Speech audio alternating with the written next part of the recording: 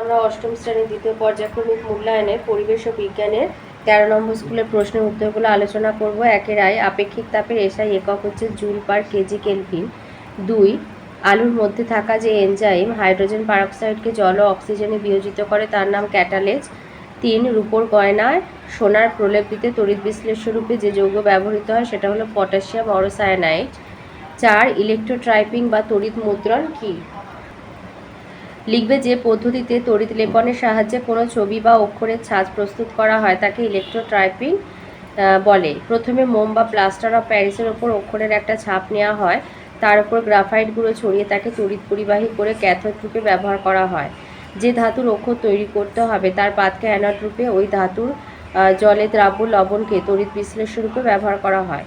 তড়িৎ প্রবাহ চালনা করলে মোমের ছাঁচের ওপর ধাতু জমে, ধাতুর আস্তরণ খানিকটা পুরু হলে ছাঁচ থেকে তাকে ছাড়িয়ে নেওয়া হয়, ফলে অক্ষরটির একটি অবিকল প্রতিরূপ পাওয়া যায়। 5 দিয়েছে প্রেসার কুকারে চাপের সঙ্গে স্ফুটনাঙ্কের সম্পর্ক কি? আচ্ছা, ইলেকট্রোট্রাইপিং বা তড়িৎ মুদ্রণ কি? এটা 1 নম্বরে অতটা লেখার দরকার নেই, শুধু জাস্ট বলে দিলাম, ওটা সংজ্ঞাটা লিখে দিলেই হবে।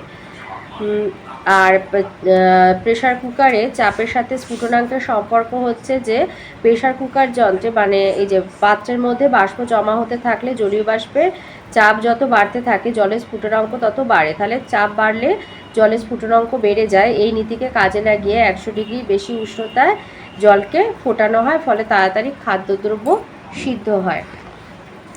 2 আছে সত্য বা মিথ্যা লেখো। আইতে বলেছে তড়িৎ বিশ্লেষণের জন্য ডিসি কারেন্ট প্রয়োজন, এটা সত্য। 2 আছে ধাতুর বিজারণ ক্ষমতা অধাতু অপেক্ষা কম, এটা মিথ্যা। 3 দিয়েছে বজ্রগর্ভ মেঘের দ্বারা আবেশের ফলে মাটিতে ঋণাত্মক আধান জমা হয়, মিথ্যা। 4, তরলের প্রকৃতির ওপর তরলের বাষ্পায়নের হার নির্ভর করে না, মিথ্যা। 3 আসি। 3 আইতে দিয়েছে একটা রাসায়নিক বিক্রিয়ার উদাহরণ সহযোগে দেখাও যেখানে জারণ এবং বিজারণ যুগপৎ ঘটে, এটা রায়মার্টিনে 221 পৃষ্ঠাতে রয়েছে। কোনো রাসায়নিক বিক্রিয়ায় জারণ ও বিজারণ সর্বদা একই সঙ্গে ঘটে, একটি উদাহরণের সাহায্যে দেখানো হলো। কালো রঙের লেড সালফাইডের সঙ্গে হাইড্রোজেন পারঅক্সাইডের বিক্রিয়ায় সাদা রঙের লেড সালফেট ও জল উৎপন্ন হয়।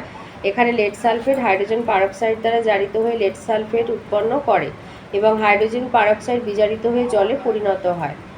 এইটা হলো বিক্রিয়া। তো এইভাবে সব রকম জারণ বিজারণ বিক্রিয়াগুলি লক্ষ্য করলে দেখা যায় যে জারণের সময় জারক পদার্থ নিজে বিজারিত হয় আর বিজারণের সময় বিজারক পদার্থ নিজে জারিত হয়।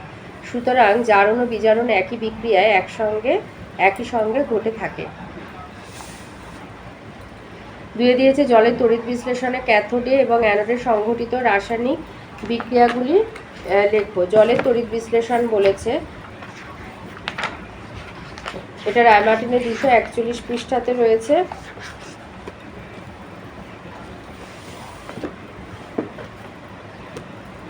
এই যে জলের তড়িৎ বিশ্লেষণে বিশুদ্ধ জলে সামান্য অ্যাসিড যোগ করলে জলের অণুগুলো বেশিরভাগই হাইড্রোজেন আয়ন আর হাইড্রক্সিল আয়নে বিয়োজিত হয়। এই অবস্থায় ওর মধ্যে দিয়ে প্ল্যাটিনাম তড়িৎদ্বারের সাহায্যে তড়িৎ প্রবাহ চালনা করলে হাইড্রোজেন আয়নগুলি ক্যাথোডে যায় এবং সেখানে প্রয়োজনীয় ইলেকট্রন গ্রহণ করে তড়িৎ নিরপেক্ষ হাইড্রোজেন পরমাণুতে পরিবর্তিত হয়। পরমাণুগুলি আবার পরস্পর যুক্ত হয়ে হাইড্রোজেন অণুতে পরিণত হয়।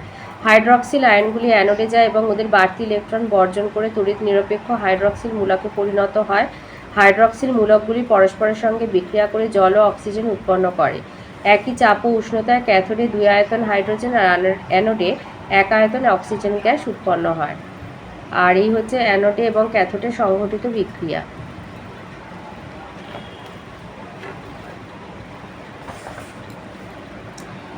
তিনে দিয়েছে প্রকৃতির নিজস্ব তড়িৎ প্রবাহ আমরা সাধারণ অবস্থায় বুঝতে পারি না কেন, এটা রায়মার্টিনের 325 পৃষ্ঠায় রয়েছে।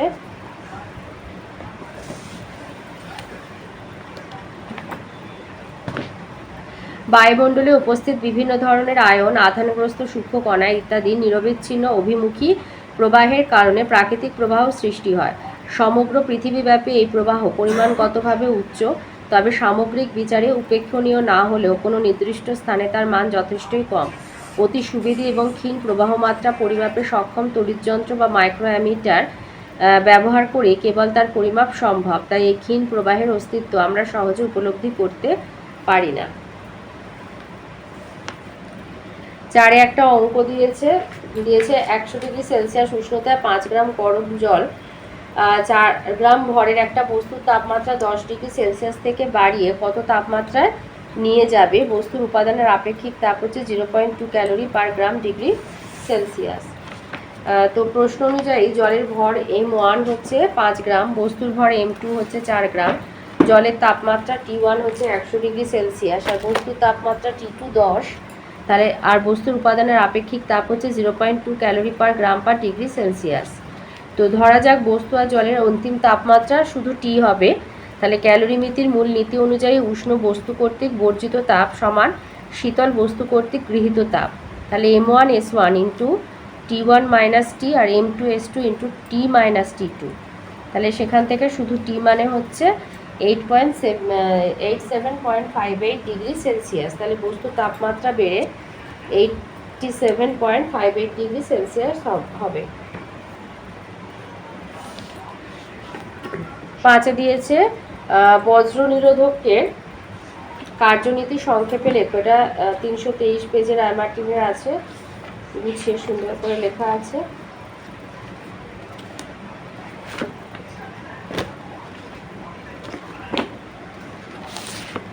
এখানে আমাদের বলেছে বজ্র নিরোধকের কার্যনীতি সংক্ষেপে লেখো।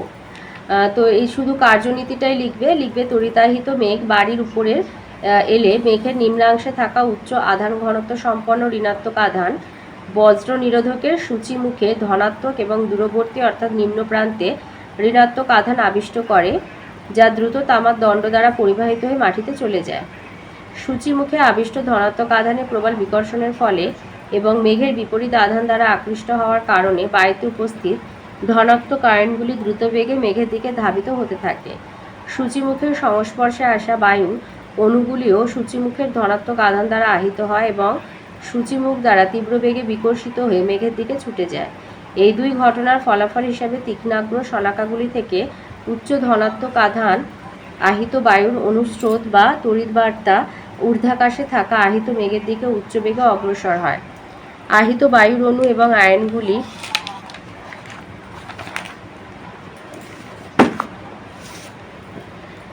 গতিপথে অবস্থিত বায়ুর অণুগুলির সঙ্গে সংঘাতে আরও ধনাত্মক আয়ন সৃষ্টি করে, যেগুলিও দ্রুত মেঘের দিকে ছুটে যায় এবং মেঘের ঋণাত্মক আধানকে আংশিক প্রশমিত করে বজ্রপাত ঘটার সম্ভাবনা প্রতিহত করে দেয়।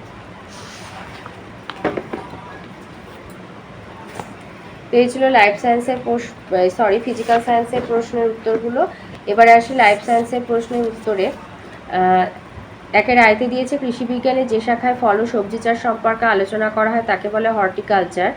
2 রক্তে কোলেস্টেরলের মাত্রা কমাতে সাহায্য করে পলিফেনল। 3 ব্যাপক মাত্রায় ফসল সঞ্চয়ের জন্য ব্যবহৃত বায়ুহীন ঘরকে বলে সিলো।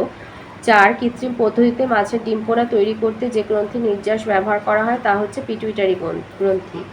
2 আছে সংক্ষিপ্ত উত্তর আয় শূন্যস্থান পূরণ। ডাল জাতীয় গাছের মূলের অর্বুদে রাইজোবিয়াম নামক ব্যাকটেরিয়া থাকে। 2 শিয়ন কাকে বলে? উন্নত জাতের গাছের শাখাকে শিয়ন বলা হয়। 3 বিসদৃশ শব্দটি বেছে লেখো। এখানে গোলাপ ঘাস, ল্যাংড়া, ফজলি এগুলো আমের প্রজাতি, তো রত্না হলো ধান, তাই জন্য রত্না আলাদা। 4 ব্রয়লার তৈরির সময় কোন জাতের স্ত্রী মুরগি ব্যবহৃত হয়? সাদা প্লাইমাউথ।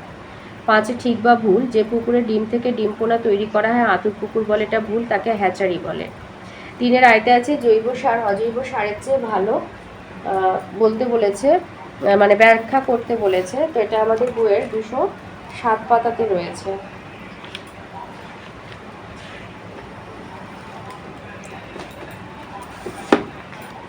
জৈব সার কেন অজৈব সারের চেয়ে ভালো? এক হচ্ছে জৈব সার মাটির জল ধারণ ক্ষমতা বাড়ায়। 2 জৈব সার ব্যবহার করলে মাটির রন্ধ্রযুক্ত হয়, ফলে মাটির মধ্যে দিয়ে বিভিন্ন গ্যাসের আদান প্রদান ভালো হয়। 3 মাটিতে থাকা উপকারী জীবাণুদের সংখ্যা বাড়াতে সাহায্য করে জৈব সার।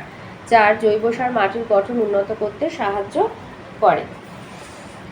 3 2 নম্বর প্রশ্ন, ডিপ লিটার পদ্ধতিতে কিভাবে মুরগি পালন করা হয়? এটা বইয়ের 226 পৃষ্ঠায় রয়েছে।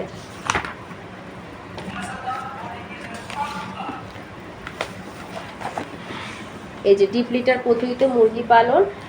লিটার তৈরির ঘর আলো বাতাসযুক্ত হওয়া দরকার। ঘরের মেঝেতে লিটার তৈরির আগে চুন আর ব্লিচিং পাউডার ছড়িয়ে জীবাণুমুক্ত করা হয়। এরপর এই পরিষ্কার আর শুকনো মেঝেতে লিটার বেছানো হয়।